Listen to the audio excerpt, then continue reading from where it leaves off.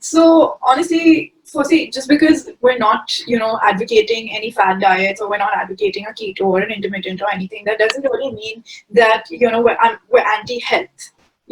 Anti-diet doesn't mean anti-health. It actually is pro-health, because we're looking at it from a long term. We're not looking at it for a 1 month, 2 month, 3 month thing, diet program, diet plan. It's not working in the long run. That's what the current researchers are saying, right? So trying to, and I love using this phrase about getting back to normal eating, because we've completely forgotten what it is and what it's like to start going back to eating normally. Are we even eating enough? So that would be my first point, as to like, are you having those 3 meals in the day? Check out, it's kind of like a checklist, right? So are we even having those 3 meals in the day, which is properly balanced with all your proteins, fats, and carbohydrates in there? You have the vegetables, you have the dairy. Obviously, depends on your dietary choice. And are we even having the three meals plus like another snack in the day sometime? How are we viewing our food? Our relationship with food is also something that's so important. And a little more about what we're eating. I think it's important to, instead of focusing on, I think a lot of us do that, we focus on kya nahi khana hai, what we don't have to eat. And I think that's quite pointless, because then we're missing out on all the other things that we have to eat. And let's start changing the dialogue, at least. So start changing the dialogue to okay, so there's a, what more can I add in my diet, instead of what can I subtract. I'm not even looking at subtracting anything. I'm saying just add more of the nutrient-dense foods, because we know that's good for you. You know exactly what protein does in our bodies. It's good for our muscles. It's basically the building blocks of our body.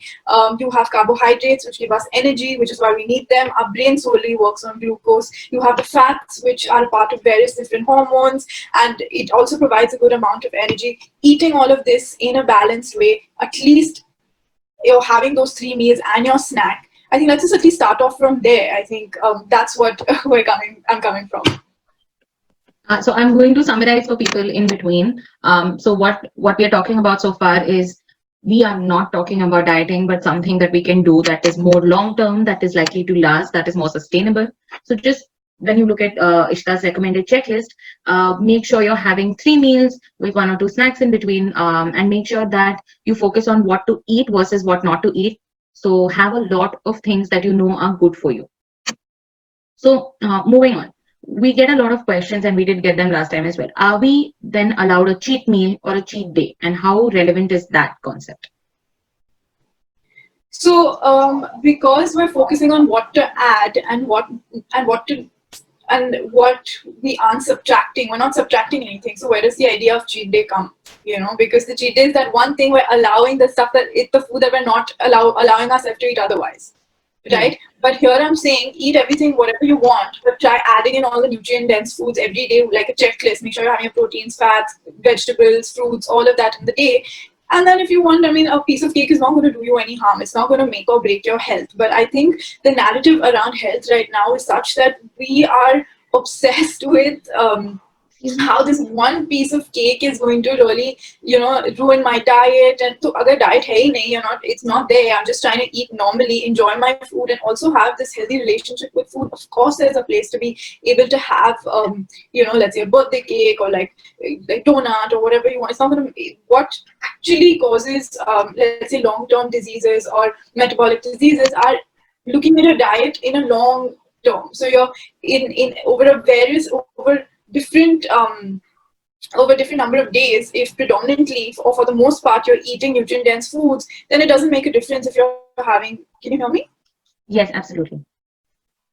Yeah, so it doesn't make a difference if you're having like your dessert or anything, because for the most part you're eating nutrient dense, or I don't like saying healthy unhealthy, because that's again conflating moral value to food, which we shouldn't be doing in the first place. Yeah. So there is no concept of a cheat meal or cravings. Just make sure that you are having all your healthy food first, and then that one little piece is not going to really damage all the efforts you've been taking.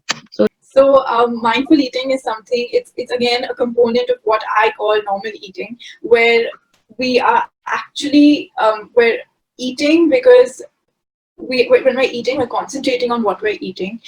we're not eating with distraction. So they're so distracted. There are actually studies showing that a person who's eating while they're distracted, they end up eating much more than someone who is concentrating while they're eating.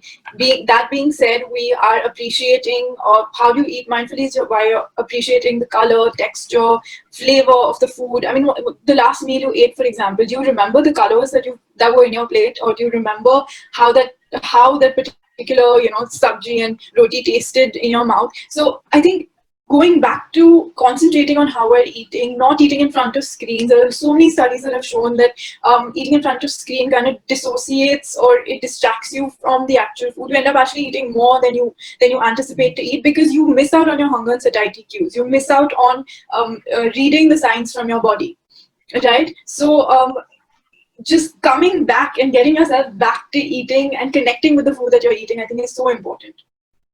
Yeah.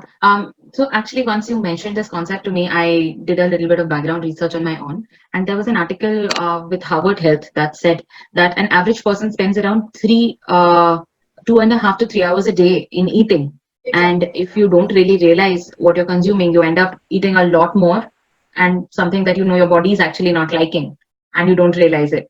So I think the key over here, I think, Renuka, is where this idea of checking in with yourself when you're eating. A lot of us just go through the day where a meal is just a part of our day, but we don't even realize, what we've eaten or how it looked or how it tastes or whatever. So when you're eating, maybe and a practical tool may be that out of the senses, so let's say sight, smell, taste, out of all those senses, maybe like pick one sense when you think that your mind is straying away um, from the food that you're eating. Maybe let's say it's color. So bring yourself back to the present, or bring yourself back to your plate by registering what the color of your food is or how the food tastes. Another thing maybe, it may be useful to even sit with your family while eating, where you're discussing the sensory aspect of food. And trust me, and we've done these exercises with other clients and all of that, when we actually hypersensitize them to eat the food, and they feel like it's the best piece of raisin they've ever eaten, but it's actually just a raisin, but you're actually indulging all your senses while eating, and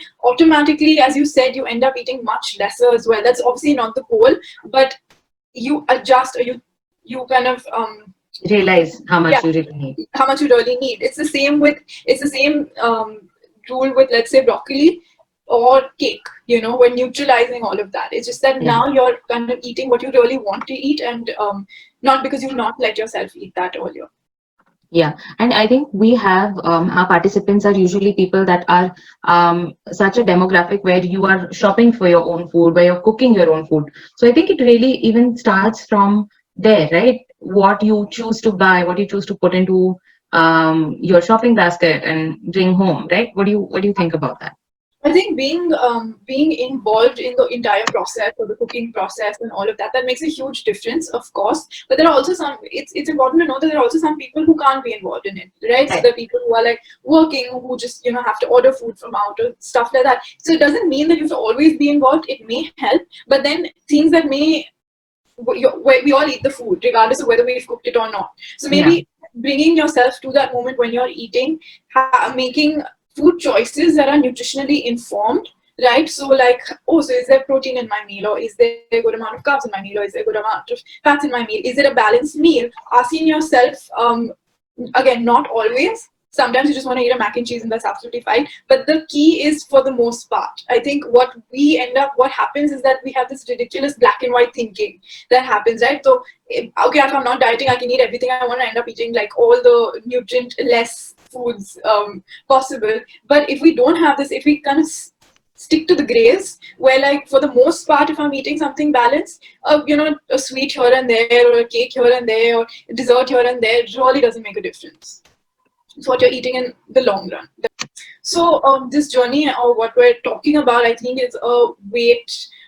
We're not really kind of focusing on weight so much. It's more of a holistic journey where you're trying to kind of get in touch with your hunger satiety cues. It's funny you mentioned this, the whole childhood aspect of it, because we're all born to be able to understand our hunger satiety cues. If you realize, like a young, I'm not a young, like an infant, for example, will start crying when he's hungry, or he'll turn away his face, when he's full with all the breast milk. So we are very in tune with our hunger satiety cues when we're children. We need to start going back to that. I think that's what I'm trying to get at. We need to start becoming in tune with all of that. And one of the most tangible shifts that's even